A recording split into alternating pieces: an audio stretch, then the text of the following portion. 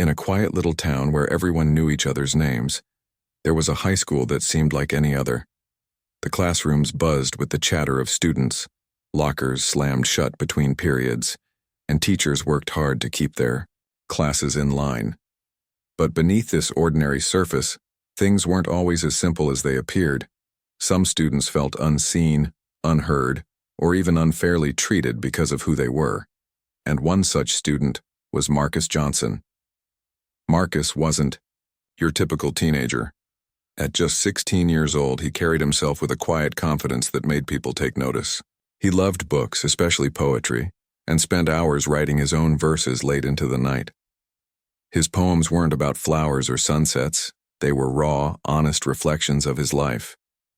They spoke about growing up black in a world that didn't always understand him, about finding strength when others doubted him, and about dreaming big despite the odds stacked against him. Poetry was more than a hobby for Marcus. It was his way of processing the world around him. But not everyone saw Marcus the same way he saw himself. To some, including his English teacher, Mr. Grayson, Marcus was just another kid who needed to fall in line.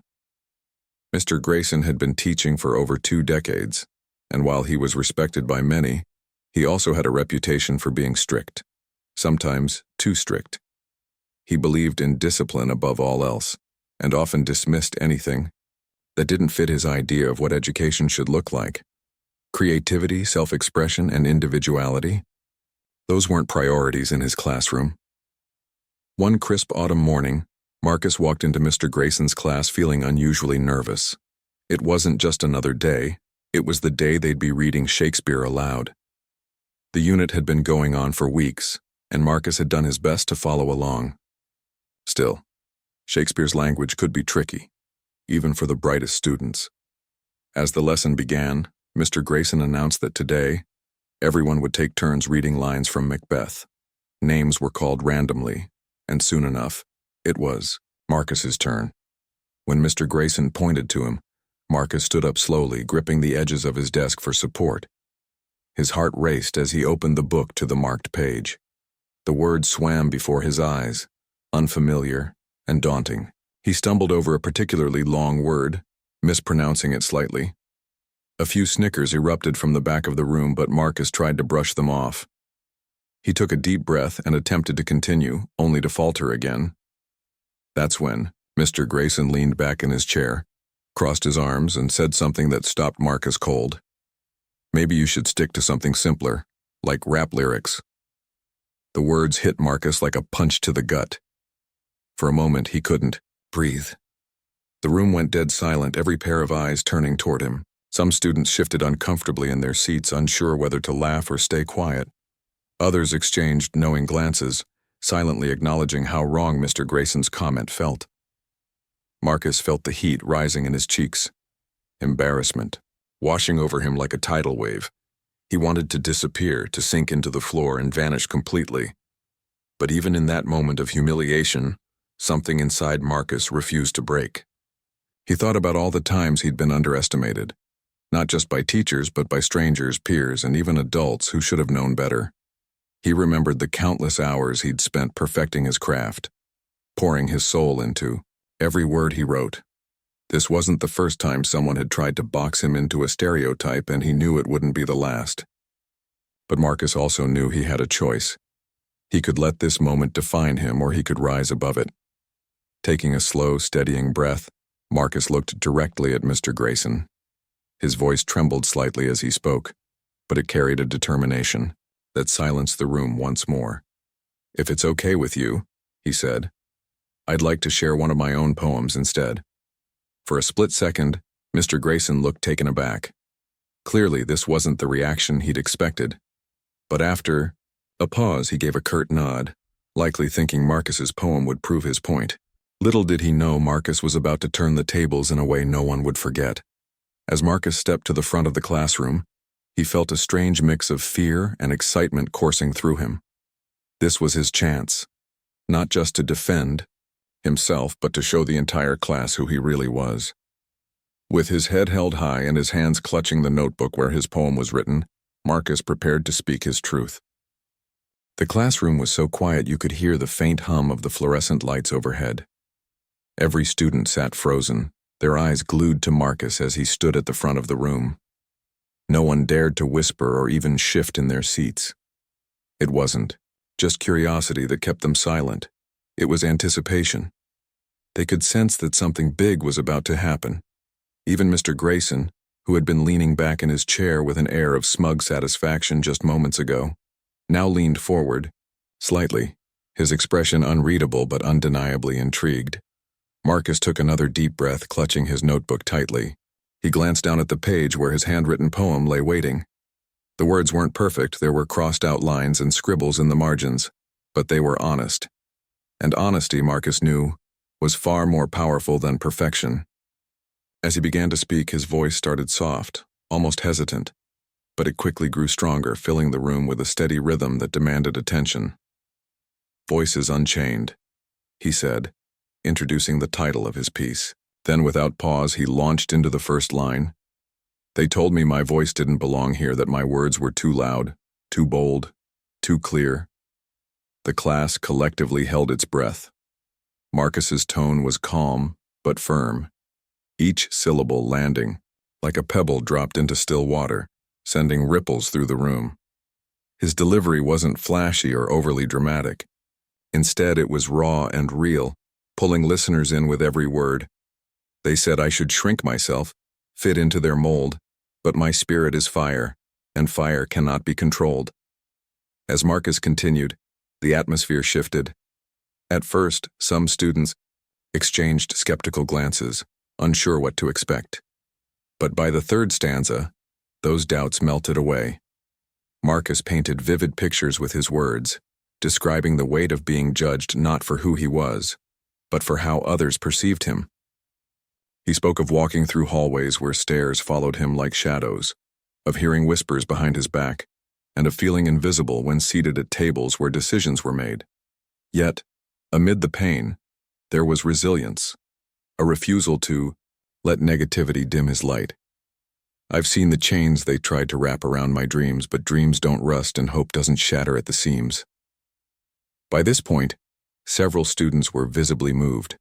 A girl in the second row wiped her eyes discreetly, while a boy near the window clenched his fists, nodding along as if Marcus's words resonated deeply with his own experiences. Even those who rarely paid attention in class found themselves captivated, unable to look away. For many, it was the first time they'd truly understood what it might feel like to walk in someone else's shoes, to face prejudice and bias simply because of the color of your skin. Mr. Grayson, meanwhile, sat stiffly in his chair, his face unreadable. At first, he seemed confident that Marcus's poem would confirm his earlier jab, that it would somehow validate his belief that rap lyrics were all Marcus was capable of producing. But as the minutes ticked by, that confidence began to waver. There was nothing simplistic or cliched about what Marcus was saying. His poem wasn't just art. It was a mirror reflecting truth that couldn't be ignored. When Marcus reached the climax of his piece, his voice rose slightly, carrying an intensity that sent chills down everyone's spines. "So I'll stand tall. Though the world tries to push me down, my roots run deep, and my crown will never be unbound." The final line hung in the air long after Marcus finished speaking. He closed his notebook gently and looked up at the class, his chest rising and falling with the effort of holding back emotions. For a moment, no one said anything. The silence stretched on, thick and heavy, until finally someone in the back broke it with a single clap. Then another joined in, and another, until the entire room erupted into applause. Some students cheered, while others simply stared at Marcus with newfound respect. Even Mr. Grayson, who had clearly been caught off guard, couldn't ignore the impact of what had just happened. He cleared his throat awkwardly and muttered something about returning to the lesson plan. But the damage, or rather the breakthrough, had already been done. Marcus hadn't just proven himself, he'd reminded everyone in that room of the power of authenticity and courage. As the bell rang, signaling the end of class, students lingered, unwilling to leave. Several approached Marcus to congratulate him, telling him how much his poem meant to them. Others promised to attend the next poetry club meeting, curious to learn more about writing and self-expression. Marcus accepted their praise graciously, though he remained humble, knowing this was only the beginning. For Marcus, the experience was both validating and empowering. He realized that standing up for himself wasn't just about silencing critics, it was about inspiring others to find their own voices. And as he packed up his things and left the classroom, he couldn't help but smile. Today, he hadn't just survived an embarrassing moment, he'd turned it into something unforgettable. The days following Marcus's poem in Mr. Grayson's class felt like a whirlwind. Word of what had happened spread quickly, moving from whispers in the hallways to full-blown conversations during lunch breaks and after-school hangouts. Students, who hadn't even been present that day, were talking about it, piecing together snippets they'd heard from friends or overhearing excited chatter in the cafeteria. Some described Marcus's performance as unbelievable, while others simply called it powerful. But no matter how people referred to it, one thing was clear: Marcus's poem had struck a chord. For many students, the story wasn't just about Marcus standing up to a teacher. It was about seeing someone their own age challenge stereotypes and refuse to back down. In a school where most kids felt pressured to blend in, Marcus had dared to stand out. His courage inspired others to think differently about themselves and their place in the world. Some students started sharing their own creative work, poems, drawings, songs, things they'd kept hidden for fear of judgment. Others began questioning why certain voices were valued more than others in classrooms and beyond.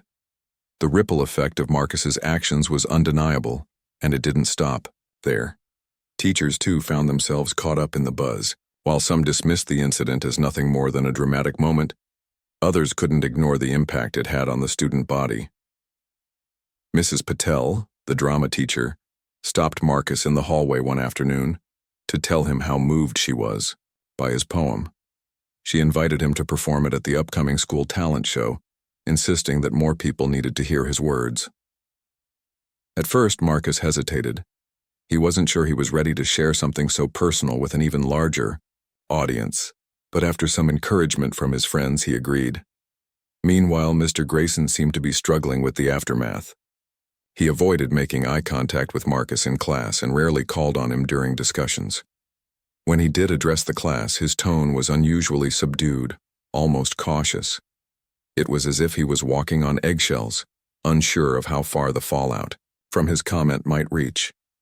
Some students noticed this change and speculated among themselves about whether Mr. Grayson regretted what he'd said. A few even wondered if he'd face consequences for his behavior. But Marcus didn't dwell on revenge or punishment. Instead, he focused on using the attention his poem had garnered to create positive change.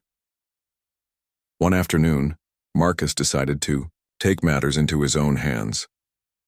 Inspired by the support he'd received, he approached the principal, Ms. Carter, with an idea.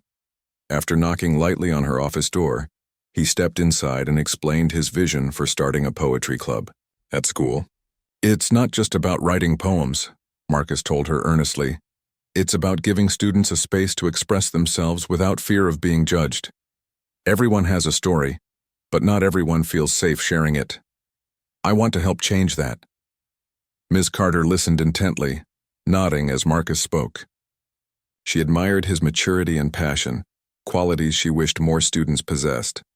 Without hesitation, she gave her approval, offering to help secure funding for supplies and promote the club through announcements.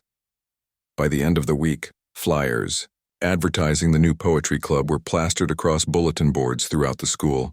The tagline read, "Find your voice, share your story." The response was overwhelming. On the first day of the club meeting, nearly 20 students showed up, cramming into the small classroom Marcus had reserved. There were freshmen and seniors, athletes and artists, introverts and extroverts, all united by a shared desire to explore their creativity. Marcus kicked off the session by reading another one of his poems, this time about finding strength in community. When he finished, he encouraged everyone else to share something, anything, that mattered to them. Some students brought pre-written pieces, while others scribbled lines on scraps of paper right then and there. One boy nervously recited a short rap he'd written about missing his grandmother. A girl followed with a heartfelt letter to her younger self. Each contribution was met with applause and encouragement, creating an atmosphere of trust and acceptance. As weeks went by, the poetry club became a sanctuary for its members. Students who had once felt invisible discovered that their voices mattered. They bonded over shared struggles and celebrated each other's victories. For Marcus, leading the group was both rewarding and humbling. He realized that his journey wasn't just about proving himself, it was about lifting others up alongside him. But outside the walls of the poetry club, tensions simmered. Rumors swirled about whether Mr. Grayson would face disciplinary action for his comments. Some students felt strongly that he should apologize publicly, while others argued that the focus should remain on supporting marginalized voices rather than punishing individuals. Ms. Carter, aware of the growing divide, decided to address the issue head-on. She held a faculty meeting to discuss implicit bias and the importance of fostering inclusivity in the classroom. Though the conversation was uncomfortable at times, it forced teachers to confront uncomfortable truths about their own biases and assumptions. Marcus attended the meeting as a guest speaker, sharing his perspective with the staff. Standing before a room full of educators, he spoke candidly about the challenges he'd faced and the ways in which seemingly small remarks could have lasting impacts. His words weren't accusatory. They were honest and reflective, urging teachers to consider the weight of their actions. When he finished, several faculty members thanked him for his bravery, acknowledging that his insights had opened their eyes to areas where they could improve. By the end of the semester, the school felt different, not perfect, but better. Conversations about diversity and representation became more frequent, and efforts were made to include a wider range of perspectives in the curriculum.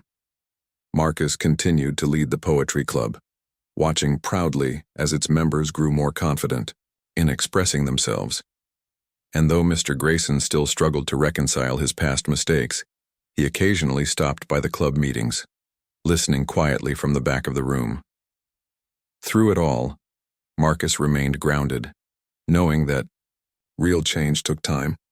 He understood that one poem, no matter how powerful, couldn't fix everything overnight.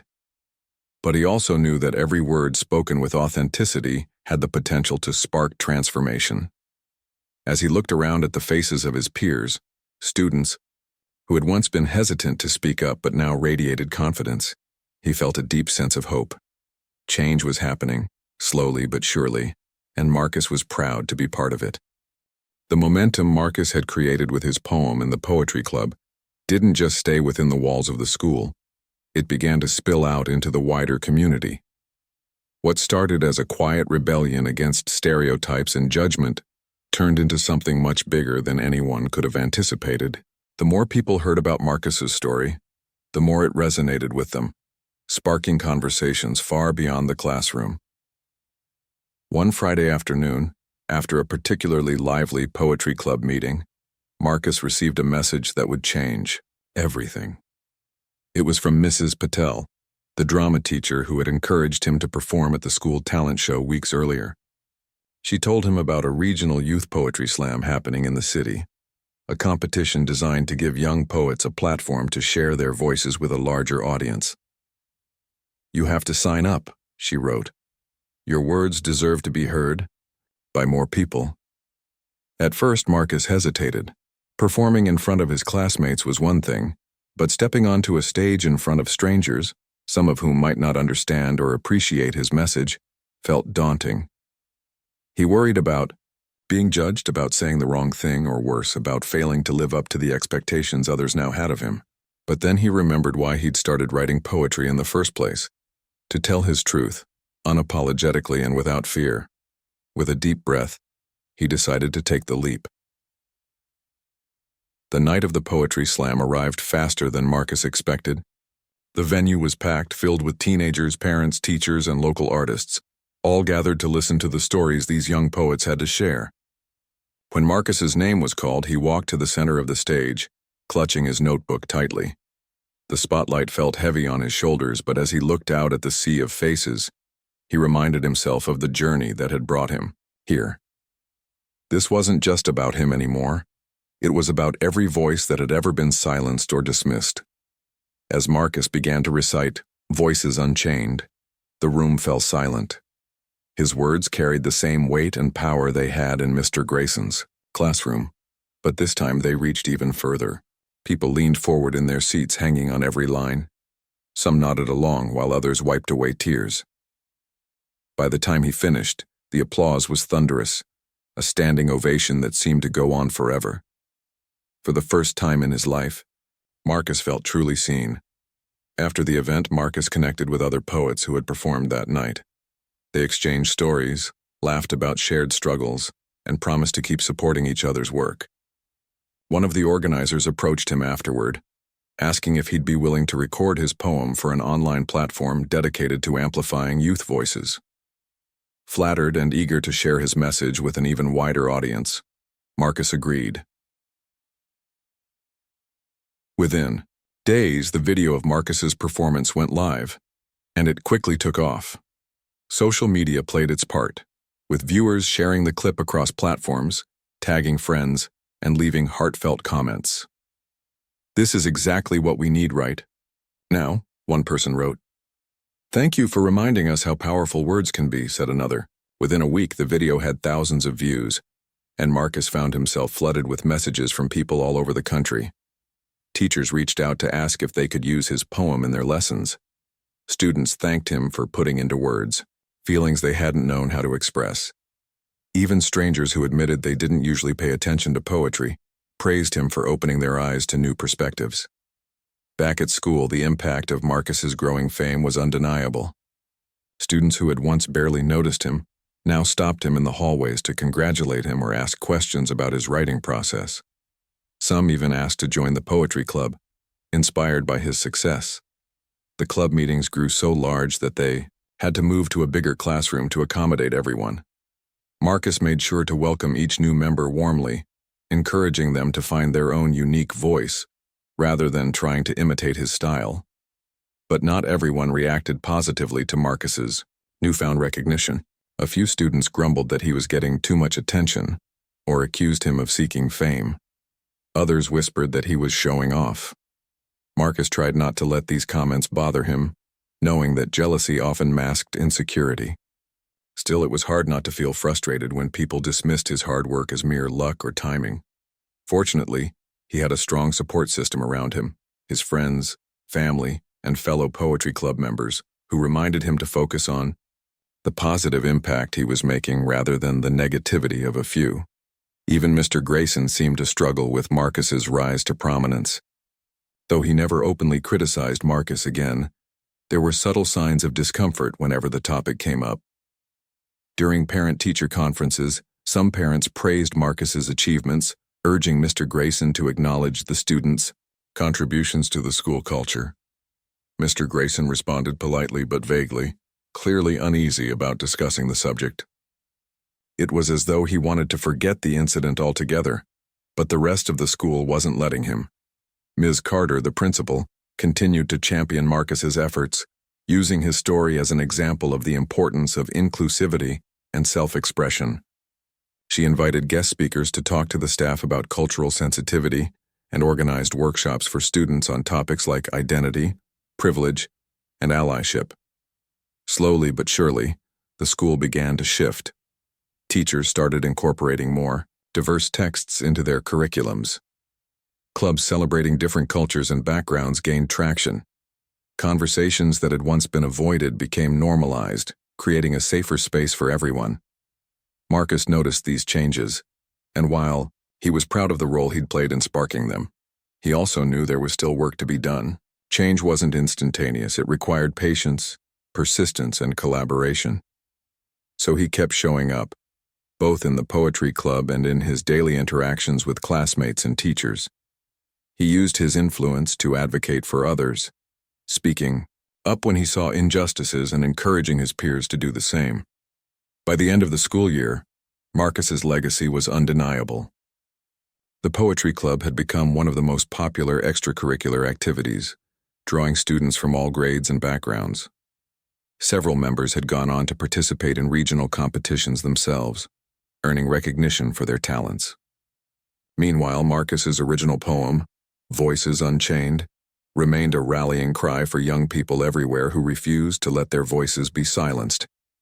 As graduation approached, Marcus reflected on how far he'd come since that fateful day in Mr. Grayson's class. What had started as a moment of humiliation had transformed into a catalyst for growth, not just for him but for everyone around him. He realized that standing up for himself hadn't just been about proving a point. It had been about planting seeds of change that would continue to grow long after he left high school behind. On the last day of classes, Marcus stood before the poetry club one final time. Holding back tears, he thanked them for their support and urged them to keep pushing boundaries, telling their stories and lifting each other up. Never underestimate the power of your voice, he told them, because when you speak your truth, you give others permission to do the same. As he walked out of the classroom, surrounded by cheers and hugs from his friends, Marcus felt a profound sense of fulfillment. He didn't know exactly what the future held, but he knew one thing for certain: his journey was just beginning. As Marcus prepared to leave high school behind, the lessons he'd learned and the impact he'd made continued to ripple outward. The changes that had begun in his small town were starting to take root in ways no one could have predicted. His poem, Voices Unchained, had become more than just a viral sensation. It was a symbol of resilience and authenticity for young people everywhere.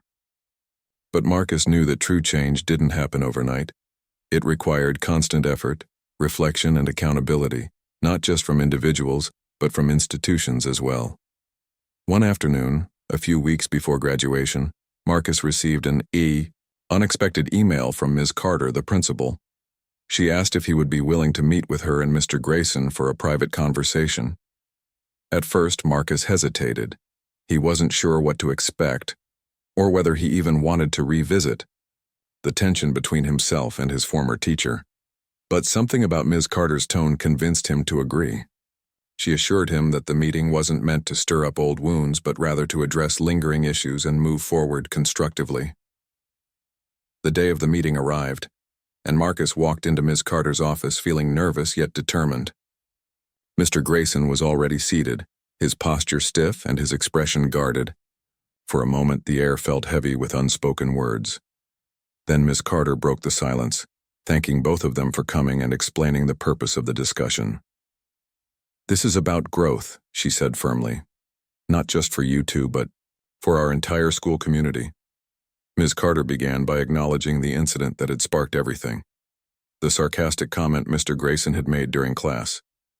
She didn't mince words, calling it inappropriate and hurtful, while also emphasizing that mistakes were opportunities for learning. Turning to Mr. Grayson, she asked him to share his perspective on what had happened. For a long moment, Mr. Grayson sat silently, his hands clasped tightly together. When he finally spoke, his voice was low and hesitant.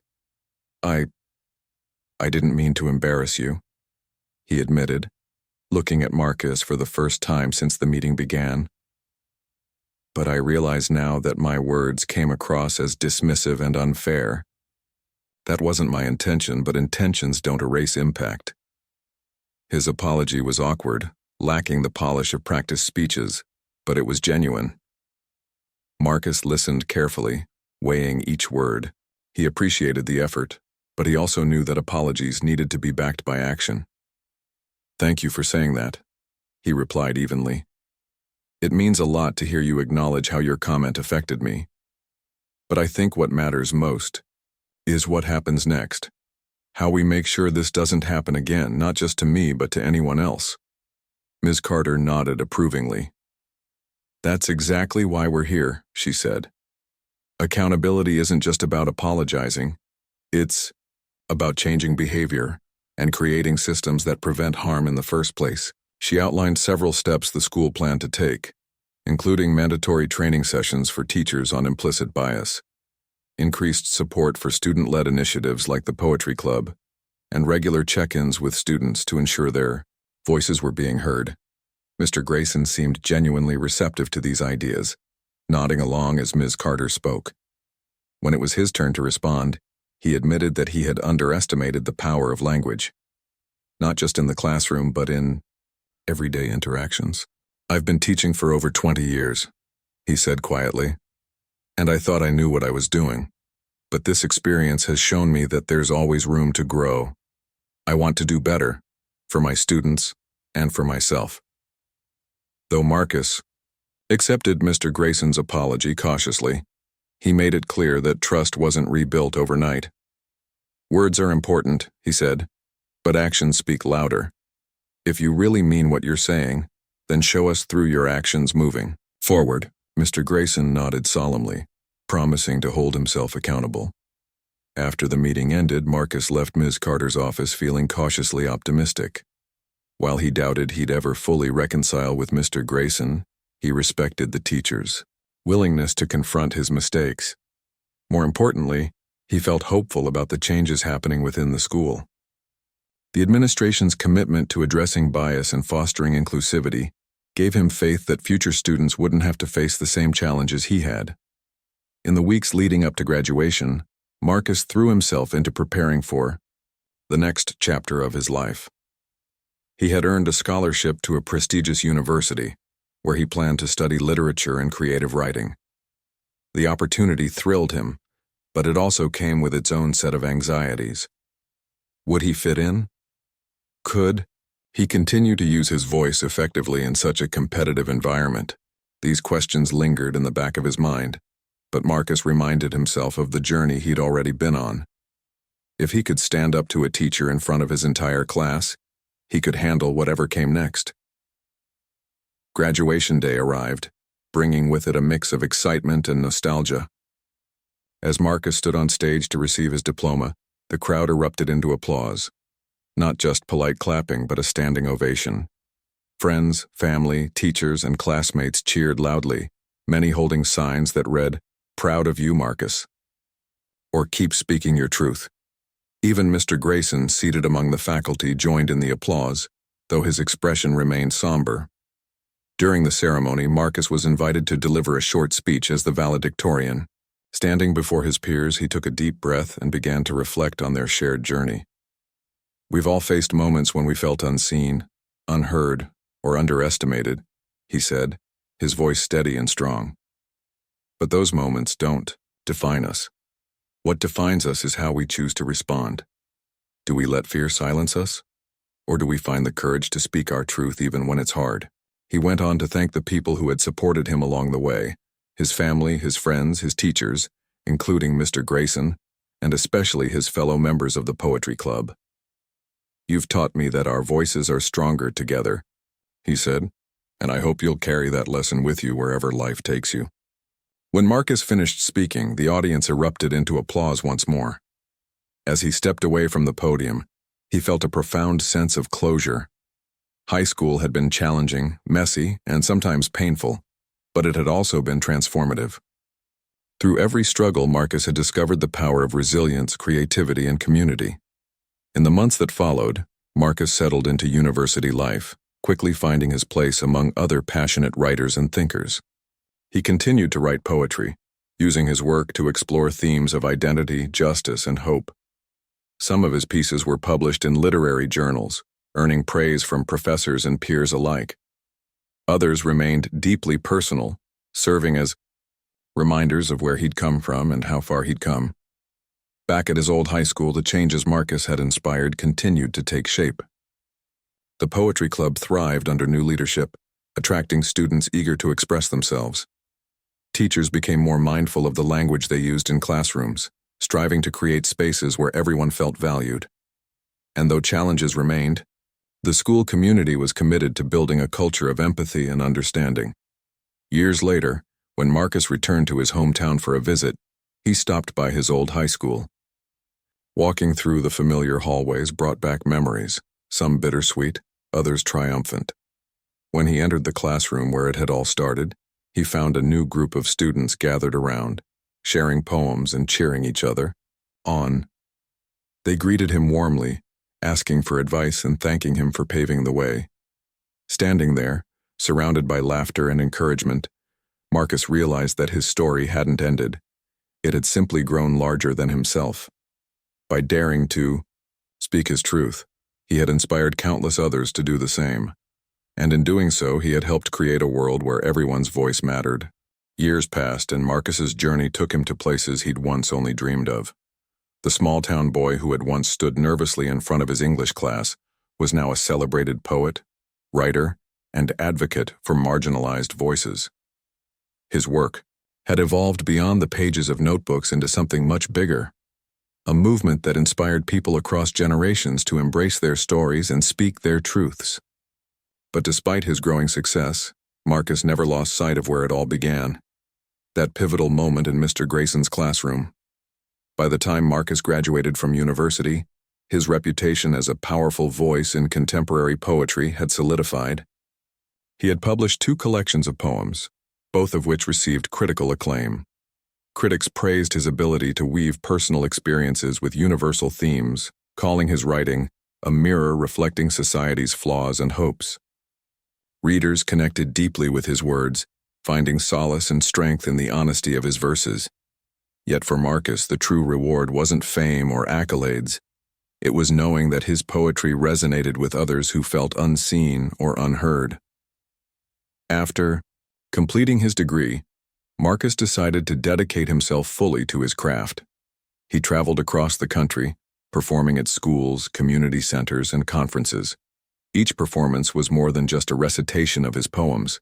It was an invitation for listeners to reflect on their own lives and consider how they could contribute to creating a more inclusive world. At every stop, he encouraged young people to pick up pens, journals, or microphones and tell their stories. "Your voice matters," he would say, echoing the same message he'd shared during his valedictorian speech years earlier. Don't let anyone convince you otherwise. One of Marcus's most memorable performances happened in his hometown. It was a chilly autumn evening, and the local theater was packed with familiar faces, former classmates, teachers, neighbors, and even some of the students who were now part of the poetry club he'd started. As Marcus took the stage, the crowd erupted into applause, welcoming him home like a long-lost hero. When the cheers died down, he began to read, not one of his newer works, but Voices Unchained, the poem that had changed everything. The room fell silent as Marcus's voice filled the space, each line carrying the weight of nostalgia and growth. For many in the audience, hearing the poem again brought back vivid memories of that day in Mr. Grayson's class. The tension, the courage, the awe-inspiring moment when Marcus turned humiliation into triumph. By the time he reached the final stanza, there wasn't a dry eye in the house. When Marcus finished, he stepped away from the microphone and simply stood there, taking in the sea of faces before him. Then, with a warm smile, he said, "This poem didn't just change my life, it changed yours too. And that's because we're stronger together. Every time someone speaks their truth, it gives permission for someone else to do the same." The impact of Marcus's visit extended far beyond that single night. Inspired by his words, several students decided to organize a community-wide poetry festival, inviting poets from neighboring towns to participate. The event became an annual tradition, drawing crowds year after year and fostering a culture of creativity and self-expression in the community. Even Mr. Grayson attended one of these festivals, sitting quietly in the back row with a thoughtful expression. Though he rarely spoke about it publicly, those close to him noticed a shift in his teaching style. He became more patient, more open-minded, and more willing to listen to his students' perspectives. As Marcus's career continued to flourish, he remained committed to mentoring young writers. He launched a nonprofit organization aimed at providing resources and opportunities for underrepresented voices in the arts. Through workshops, scholarships, and mentorship programs, he sought to dismantle barriers that often prevented talented individuals from pursuing their passions. His efforts earned him recognition not only as an artist, but also as an advocate for equity and inclusion. Despite his busy schedule, Marcus made it a point to return to his roots whenever possible. On one such visit, he stopped by his old high school to check in on the poetry club. The group had grown significantly since its humble beginnings, now boasting over 50 members. Students eagerly greeted him, eager to share their latest pieces and seek his advice. One shy freshman approached him hesitantly, clutching a crumpled piece of paper. "I wrote this last week," she said softly, handing it to him. "But I'm scared to read it out loud." Marcus smiled kindly and sat down beside her. "Do you mind if I take a look?" he asked. She nodded, watching anxiously as he scanned the page. Her poem was raw and heartfelt, capturing the pain of feeling invisible and the hope of finding belonging. When he finished reading, he looked at her and said, "This is beautiful. You've got so much courage already. It's right here in your words. Trust yourself, we're all listening." Encouraged by his words, the girl agreed to share her poem at the next club meeting. As she stood nervously in front of her peers, Marcus watched proudly as the room erupted into applause after she finished. It was a reminder that the cycle of empowerment continued. Just as he had been supported, he now supported others, and they, in turn, would support the next generation. In addition to nurturing young talent, Marcus also worked tirelessly to address systemic issues within education and the arts. He collaborated with educators, policymakers, and activists to develop curricula that celebrated diverse voices and challenged outdated stereotypes. His advocacy led to meaningful changes in schools across the country, ensuring that students from all backgrounds had access to platforms where their stories could be heard. Though Marcus achieved remarkable success, he never forgot the importance of humility and gratitude. In interviews, he often credited his family, friends, and mentors for helping him along the way. He also acknowledged the role adversity had played in shaping him, saying, "Pain can either break you or build you. I chose to let it build me, to use it as fuel for my art and my activism." As the years went by, Marcus's legacy grew larger than he ever imagined. His poems were studied in classrooms, quoted in speeches, and referenced in conversations about social justice. Young writers cited him as a source of inspiration, crediting his courage with giving them the confidence to pursue their dreams.